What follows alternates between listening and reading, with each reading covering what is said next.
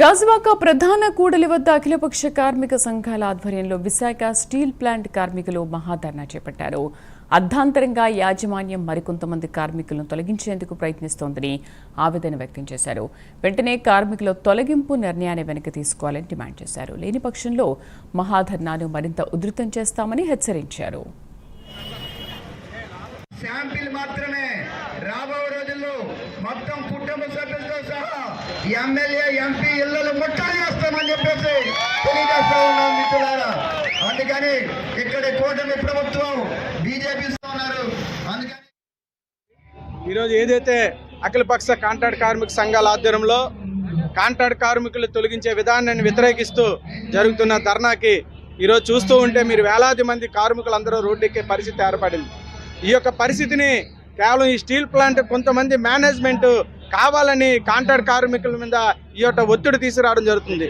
మాకు ఒక విధంగా ఎవరిని కాంట్రాక్ట్ కార్మికులు తొలగించవండి చెప్పుకుంటూ మరో పక్క దొడ్డుదారిన కాంట్రాక్ట్ కార్మికులు రాత్రులే తగ్గించే ప్రయత్నాలు చేస్తున్నారు. ఇది చాలా ప్రమాదకరంగా ఏర్పడుతుంది. ఎందుకంటే ఒక కార్మికుని తీసే ముందు వాడికి అనేక హక్కులు ఉంటాయి. ఆ హక్కులు కానీ రూల్ని ఉల్లంఘించి వీళ్ళు వ్యతిరేకంగా తీస్తున్నారు. ఇంత పెద్ద స్టీల్ ప్లాంట్కి ఈరోజు ఇంత పెద్ద పేరు రావడానికి ముఖ్యంగా కాంట్రాక్ట్ కార్మికులే ఆపరేషన్లో కానీ మెకానిక్లో కానీ ఎమర్జెన్సీ వర్కులన్నింటిలో కూడా కాంట్రాక్ట్ కార్మికులు స్టీల్ ప్లాంట్ కోసం కష్టించి పనిచేస్తున్నారు.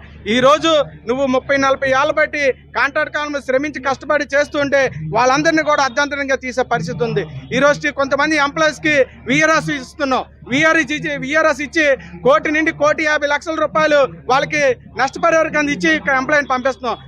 ఈరోజు విశాఖపట్నం స్టీల్ ప్లాంట్ యాజమాన్యం, కేంద్ర ప్రభుత్వం అలాగే రాష్ట్రంలో ఉన్నటువంటి కూటమి ప్రభుత్వం చేసినటువంటి కుట్రకు వ్యతిరేకంగా మొత్తం స్టీల్ ప్లాంట్లో ఉన్నటువంటి కాంట్రాక్ట్ కార్మికుల్ని క్వార్టర్కి 1,600 మందిని తీసేయాలని చెప్పి ఆ విధంగా సంవత్సరానికి 5,400 మందిని తీసేసేదానికి కుట్రలకు వ్యతిరేకంగా ఈ మహాధర్నా అనేది జరుగుతూ ఉంది.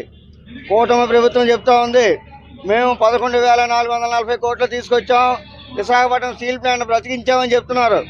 ఏ విధంగా బ్రతికించారని నేను అడుగుతూ ఉన్నాను. మొన్న అసెంబ్లీలో కూటమి ప్రభుత్వం విషయం చెప్పింది ఏంటంటే 4 లక్షల ఉద్యోగాలు ఇచ్చామని చెప్పి. 4 లక్షల ఉద్యోగాలు ఎక్కడిచ్చారు? ఈరోజు ఉన్న ఉద్యోగాలు తీసేస్తూ ఉన్నారు.